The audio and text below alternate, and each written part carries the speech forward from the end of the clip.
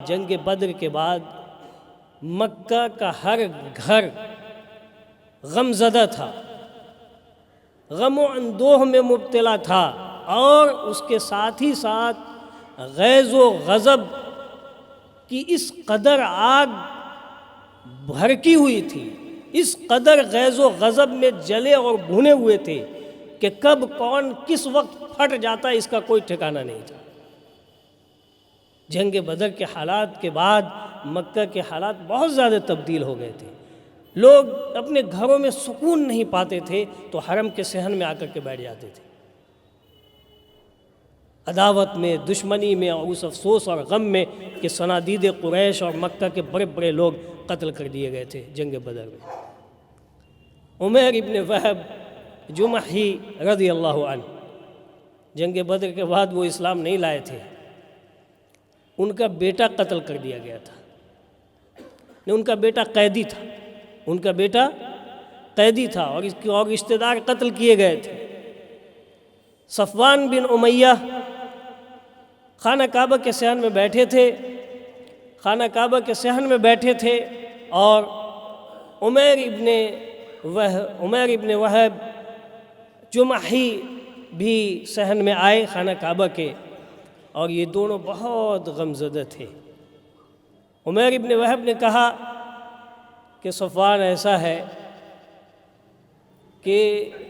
میں یہ چاہتا ہوں کہ کاش اگر میرے اوپر قرضہ نہ ہوتا جو قرض کی ادائیگی ہے، اور میرے بچوں کی کوئی کفالت کرنے والا بن جاتا تو میں مدینہ جا کر کے محمد کو قتل کر دیتا، اور مجھے جانے کی وجہ بھی موجود ہے کہ لوگ سمجھتا بھی نہیں کہ میں کس لیے آیا ہوں، چونکہ میرا بیٹا وہاں قیدی بنا ہوا ہے، تو اس بہانے میں جاتا اور محمد کو قتل کر دیتا۔ صفوان بن امیہ نے اسی وقت کہا کہ تمہارا سارا قرض میرے کندھے پر، میں قرض کی ادائیگی کروں گا، اور تمہارے بچوں کی کفالت کی ذمہ داری بھی میری ہے، تم جاؤ۔ چنانچہ عمیر ابن وہب نے اپنی تلوار کو زہر میں پلایا، اور اس کے بعد مکہ سے رخت سفر باندھ لیا مدینہ کے لیے۔ جیسے ہی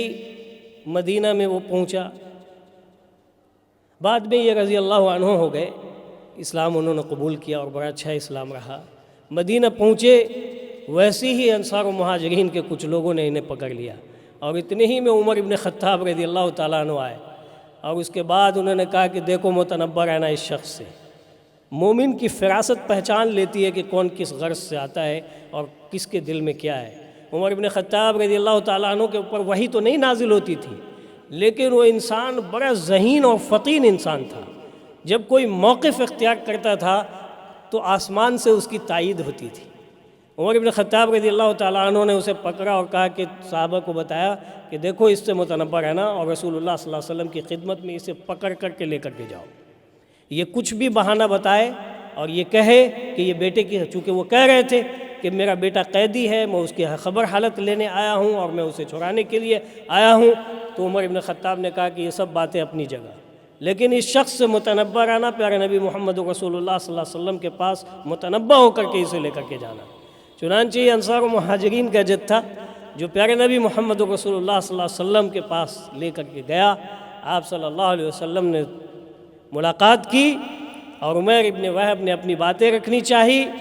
تو قبل اس کے کہ عمیر ابن وہب اپنی بات رکھے، پیارے نبی محمد رسول اللہ صلی اللہ علیہ وسلم کے اوپر آسمان سے وحی آ چکی تھی، اور آپ کو اطلاع دے دی گئی تھی کہ عمیر ابن وہب اور صفوان بن امیہ کے درمیان یہ گفتگو ہوئی ہے۔ چنانچہ رسول اللہ صلی اللہ علیہ وسلم نے فرمایا کہ عمیر، تم نے اور صفوان نے خانہ کعبہ کے صحن میں جو گفتگو کی ہے وہ یہ گفتگو تھی، کیا یہ صحیح ہے؟ تو عمیر ابن وہب فوراً جو ہے شرمندہ ہوا، اور اس کے بعد اس نے کہا کہ اس دو آدمی کے علاوہ تیسرا کوئی شخص جان ہی نہیں سکتا ہے، گھر میں یہ بات نہیں کہی گئی ہے، یہ بلا شک و شبہ محمد صلی اللہ علیہ وسلم اللہ کے نبی ہیں، اور وہ اس وقت اسلام قبول کر لیا انہوں نے۔ آپ اندازہ کیجیے، یہ عفو و کرم اگر چاہتے تو اسی وقت اسے بھی ختم کر دیا جا سکتا تھا، یہ کوئی سفیر بن کے تو آئے نہیں تھے، اپنے قیدی لینے کو آئے تھے، اور جس غرض سے آئے تھے وہ قتل کا غرض تھا، سبب بالکل واضح تھا، وحی الہی آ چکی تھی، لیکن پیارے نبی محمد رسول اللہ صلی اللہ علیہ وسلم نے جیسے ہی ماجرا بیان کیا ویسے ہی عمیر ابن وہب نے اسلام قبول کر لیا، اسلام انہوں نے قبول کر لیا۔ وہ صفوان بن امیہ جس نے سپاری دی تھی، جس کو میں کہہ رہا تھا آج کی زبان میں،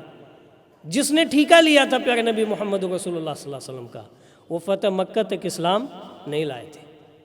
اور بڑے لیڈروں میں سے تھے۔ لیڈران اور وہ انسان جو ہوتے ہیں نا،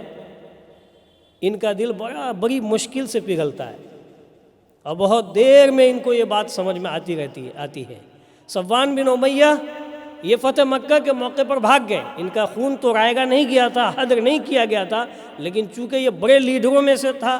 اور رؤوسا میں سے تھا، اور اس کے کارنامے کوئی اچھے تو تھے نہیں، اس لیے ڈر کے مارے یہ مکہ چھوڑ کر کے بھاگ گئے، یمن کی طرف جانا چاہ رہے تھے۔ عمیر ابن وہب اور ان دونوں میں تو دوستی تھی۔ عمیر ابن وہب نے اس وقت آ کر کے پیارے نبی محمد رسول اللہ صلی اللہ علیہ وسلم سے کہا کہ اللہ کے رسول، یہ صفوان ڈر کے مارے، خوف کے مارے بھاگ کھڑا ہوا ہے، اے اللہ کے رسول آپ معاف فرما دیجئے، آپ اسے امن و امان دے دیجئے،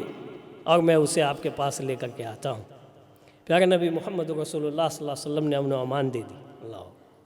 اسی موقع سے آپ صلی اللہ علیہ وسلم نے امن و امان دے دی۔ عمیر ابن وہب نے اس امن و امان کی دلیل کے طور پر نبی صلی اللہ علیہ وسلم سے آپ کا عمامہ مانگ لیا جو آپ پہنے ہوئے تھے فتح مکہ کے دن،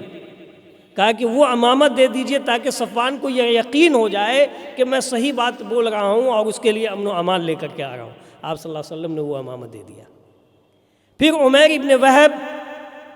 پیچھے پیچھے بھاگتے ہوئے گئے، جدہ کے سمندری ساحل پر جا کر کے صفوان بن امیہ کو پکڑا اور کہا کہ دیکھو بھائی، امن و امان لے کر کے آیا ہوں تمہارے لیے۔ محمد رسول اللہ صلی اللہ علیہ وسلم نے امن و امان دے دیا ہے، عفو و کرم کا پروانہ دے دیا ہے، تم کہیں مت بھاگو، چلو مکہ چلو، مکہ چلو۔ اور پکڑ کے صفوان بن امیہ کو عمیر ابن وہب لے کر کے چلے آئے پیارے نبی محمد رسول اللہ صلی اللہ علیہ وسلم کے حضور اور آپ کے دربار میں حاضر ہوئے۔ پھر آپ صلی اللہ علیہ وسلم نے انہیں اسلام کی دعوت دی، اسلام سمجھایا، شرک کی قباحت بیان فرمائی۔ اس کے بعد صفوان بن امیہ نے کہا کہ اللہ کے رسول، مجھے ایمان لانے کے لیے 2 مہینے کی، آپ صلی اللہ علیہ وسلم نے کہا کہ تمہیں 4 مہینے کی مہلت دی جاتی ہے، لیکن وہ دن 4 مہینہ 2 مہینہ آیا ہی نہیں، اور اس سے پہلے ہی، بہت پہلے، بلکہ اسی وقت انہوں نے اسلام قبول کر لیا۔ اسی دوران چند دنوں کے اندر ہی انہوں نے صفوان ابن امیہ رضی اللہ عنہ نے اسلام قبول کر لیا۔ یہ سب رضی اللہ عنہ ہو گئے۔